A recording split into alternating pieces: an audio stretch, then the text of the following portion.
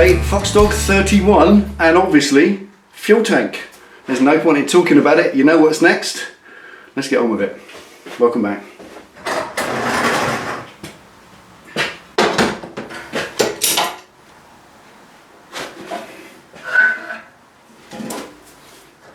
Okay, fuel tank. Now this has probably had way more clear coat put on it than it needs, and as a result of that it's got some pretty killer runs in it, especially on this side here.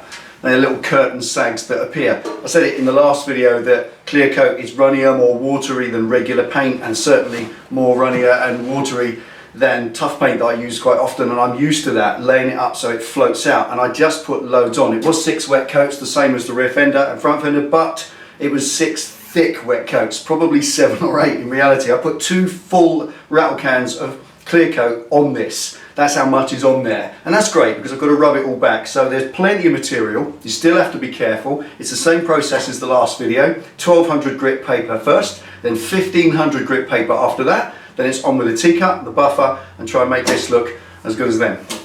Should we get stuck in? Right, just topping up the water bottle here, ready for squirtage.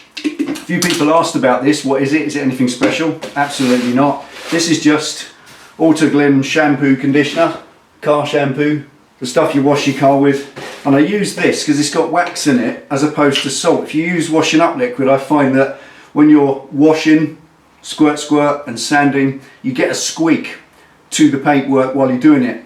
And I kind of prefer a glide rather than a squeak, you know. So this stuff, because it's got wax in it, it tends to make everything glide and slide. It's more lubricant than washing up liquid. So I don't use fairy liquid, washing up liquid, whatever. I just use a little bit of this. So roughly a tablespoon to a pint of water is what I use. And it might be wrong. The paint guys out there might be saying that's all wrong, we should use a special 3M product.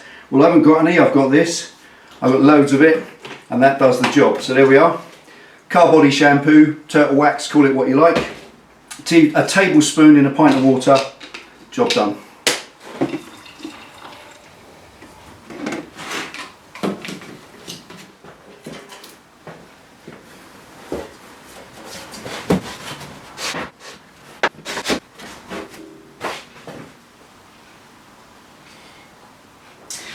Right, as you can see, I've got some pretty killer runs there. They've got to be rubbed out before I can do anything else. The run represents a high spot or a high point. It's pretty straightforward. So you use a block, the flat part of a block, and that effectively rubs just the top of the run and nowhere around it. And then when you've stroked that out completely, and again, don't go into runs like that because you're definitely going to tip off the top of the run at some point and then touch the area around it. And even though this is 1200 grit paper, it's still aggressive and it will still go through the paint or the clear coat around the run and do damage to it. You just want to rub the top down. So as I learned from Milo back in the day, when you're taking runs out, it's a peaceful process. It's a delicate and quiet process. You stroke the run out gradually. It takes time and effort. You're watching it each time, 2 or 3 strokes, look at it, 2 or 3 strokes, look at it, and you're watching for it to reduce in size. And when it gets to the point you can't find it anymore, well, you can move on, can't you? So there we are. So that's all it is today, is getting these runs out. I've got 1 there on this side, a couple on the other side, and 1 underneath here. When they're all out, I can start sanding this like I did the other ones yesterday and get on with it.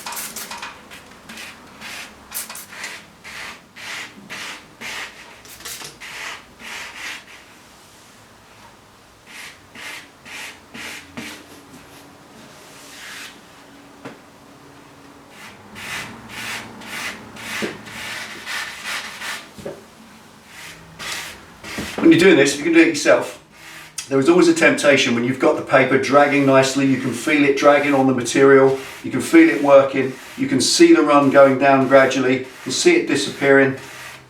There's always a temptation to just lean on it a bit, get it done quicker, because we all want a great result as quick as we can. But then that's dangerous because that's a foam block. Foam is spongy effectively, and as you press it down, you'll press the area around the run.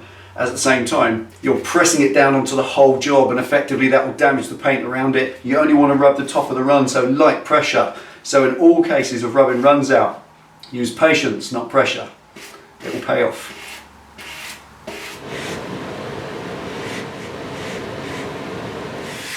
Here we go. And this last one was a drip of clear coat from the neck of the can. Just as I was putting the last coat on, it went blop. It just dripped on there and it's set, but it's no problem. just stroke that gently out, and that's gone. There we are, that's it. Okay, that's the whole lot run free now. I'm ready to do a 1200 all over the whole thing, then a 15, and now start polishing it.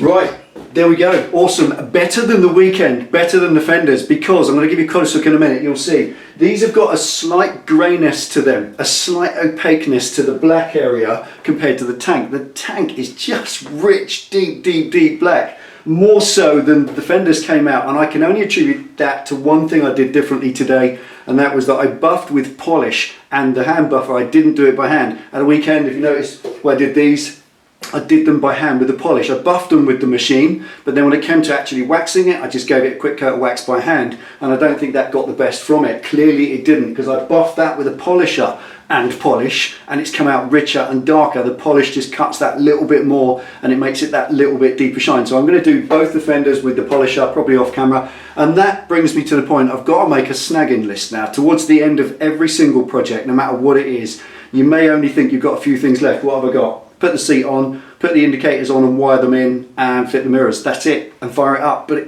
there's always so much more to it. On the fuel tank, you might have noticed there's a little rubber hose goes between the two cheeks, the two halves of the tank, and balances your fuel level. Well, that hasn't got a clip on it. You have to lever off. They're a permanent squeeze clip. They're not an undoable Jubilee. So I squeezed that, I levered it off to get it out of the way. I've just slipped it back on and left it there hanging. I need to get a new proper squeeze clip for that balance pipe. Also, S&S in their infinite wisdom, they supply you with a regular Jubilee clip for your fuel hose, not just for the one at the top on the tank, but for the one down the bottom on the carb. And I really don't like regular Jubilee clips for fuel. I like proper fuel clips, the ones that have got an all-round circumference and overlap themselves when they do up. So I'll get a couple of those. I'll get a permanent squeeze clip for the front balance tube, those kind of jobs. I've even little things like this. I've got the split pin in the rear wheel to do. So I really need to take time off camera to go around the bike with a notepad and just make a proper snag list, and then do all those little jobs before I risk my life and put it on the road. MOT runs out on the 30th of March this month. Now, the time you're watching that, as you realise, that's pretty close, so I've got to get a wiggle on. It doesn't matter, but I'd like to get it so that I can run it up there on its MOT day. That'd be a nice thing to do, and it will be absolutely the end of March, which is what I said for this project. Anyway, that's a lot of chat. That's the tank polished, mounted and ready. All I've got to do now, as I just said, is mirrors, indicators, wire them in, put the seat on, and then deal with all the stuff on the snagging list, which may or may not be on camera. But anyway, we are that close. There we go. Thank you for watching. Thank you for all your awesome support, your amazing encouragement. It's really driving me forward. I love this project, and I'm really going to be sad when it's finished, but we have got something rather awesome for you next. So there we are. Take it easy, ride safe. I'll see you next time. Old Jim Beam used to be my friend, but now my best friend's a loaded gun.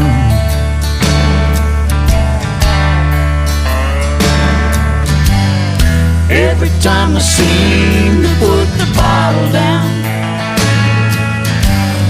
life walks up and buys me one more round.